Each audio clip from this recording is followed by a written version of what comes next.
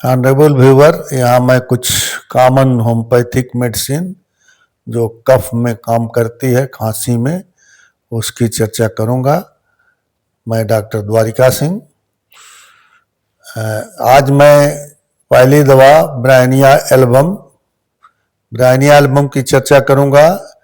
Bryonia album जो है dry hard कफ में और सीने में दर्द होता है और जो मोशन के साथ बढ़ता है, मोशन पर ज़्यादा खराब हो जाता है, तकलीफ बढ़ जाती है। वर्स जो है टॉकिंग, बोलने से, मूवमेंट से, ईटिंग से बढ़ता है। ब्रायनिया की खांसी बेटर जो है होता है रेस्ट से और चेस्ट में दबाव से। इसके बाद जो है दूसरी दवा है spongia tosta, indicated from dry barking croupy cough. Dry barking, कुत्ते की जैसे क्रूपी कफ, जैसे आरी चल रही हो लकड़ी की, इस तरह से सीने में मालूम होता हो। नाइट में ये बढ़ता है, बिफोर मिडनाइट। वार्म रूम में बढ़ता है।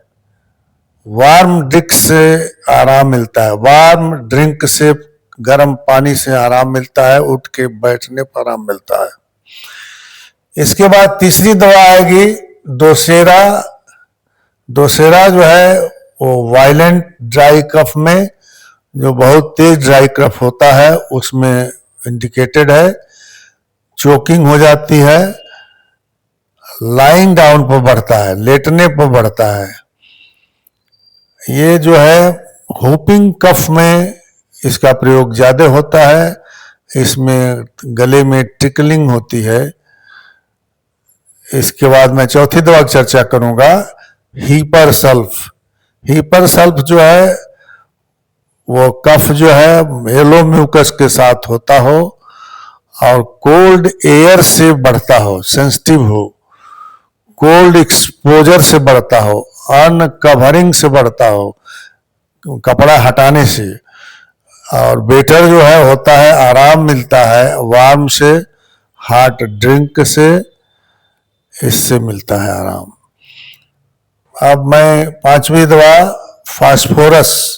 फास्फोरस जो है ये टिकलिंग कफ में इंडिकेटेड है। गले में टिकलिंग होती है विथ हॉर्सनेस, रूखापन हो जाता है, टॉकिंग से बढ़ता है और लाफिंग से बढ़ता है, बात करने से और हंसने से। कोल्ड एयर में बढ़ता है, चेंज वेदर में बढ़ता है, अगर मौसम बदलता है तो। ये आराम मिलता है राइट साइड में लेटने से और वार्म ड्रिंक पीने से, गर्म पेय पदार्थ पीने से। उसके बाद छठवीं दवा एंटीमटाट। एंटीमटाट इंडिकेटेड फॉर रेटलिंग कफ। गले में जो है वो घड़घड़ाहट की आवाज़ हो, थिक म्यूकस हो उसमें, डिफिकल्ट टू एक्सपिरेट, जिसको निकालने में, कफ को निकालने में मुश्किल होती हो। ये चिल्ड्रन में ये मुख्य रूप से इंडिकेटेड है, एल्डरली पीपुल में है और कमजोर लोगों में ये काम करती है। अब सातवीं दवा मैं आपको बताऊंगा कैलिबाइक्रोम का। ये indicated cough with thick stringy mucus, yellow mucus, stringy तार जैसे म्यूकस बन जाता हो। और बेटर जो है आराम मिलता है गर्म से, ओपन एयर से, इन सब चीज़ों से आराम मिलता है। देखिए होम्योपैथिक दवा का ट्रीटमेंट जो है इंडिविजुअल सिम्टम के आधार पर होता है और सारी रेमेडी जो है आधार के आधार पेशेंट के सिम्टम और रेमेडी के सिम्टम को मिला करके सेलेक्ट किया जाता है। ये मैं आपको औपचारिक रूप से दवाएं बताया हूँ। अब बेस्ट होगा कि आप क्वालिफाइड होम्योपैथिक प्रैक्टिशनर से, जो प्रैक्टिस करते हैं, ट्रीटमेंट करते हैं, उनसे आप मिलें और अपना रोग बताएं, जिससे वो आपको ट्रीटमेंट दे सकें। मैं doctor Dwarika Singh, homeopathic consultant and physician, Bihar विश्वविद्यालय से होम्योपैथिक से BHMS की डिग्री किया हूँ। ड्राई कफ में और दवाएं मैं आपको बताना चाहता हूँ। ड्राई कफ जो है सूखा हो और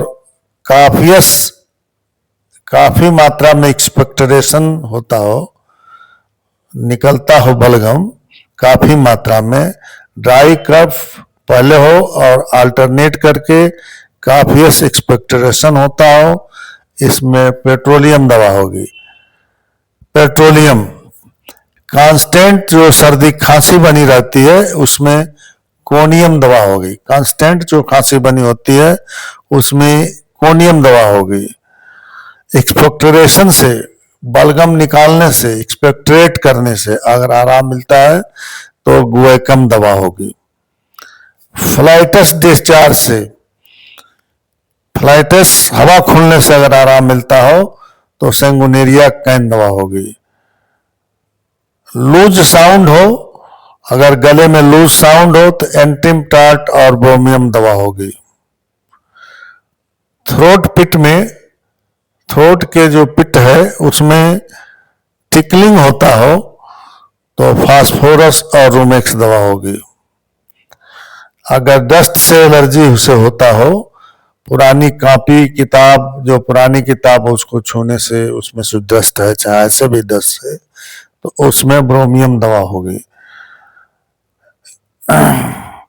खांसी के दौरान थ्रोट को पकड़ना पड़ता हो तो एलियम सेपा दवा होगी। सर दर्द के साथ अगर खांसी होती है तो ब्राइनिया दवा होगी। लैरिंग्स में अगर ईचिंग होती है तो कोनियम आयोडम दवा होगी। म्यूकस इन चेस्ट में म्यूकस होता हो, रेटलिंग करती हो तो एंटिम टार्ट दवा होगी। ये सारी दवाइयाँ जो हैं होम्योपैथिक में यूज की जाती हैं। आप अपने सिम्टम के आधार पर और होम्योपैथिक फिजिशियन से कंसल्ट करके दवाओं को लें। धन्यवाद। Thank you very much for watching my video. Thank you.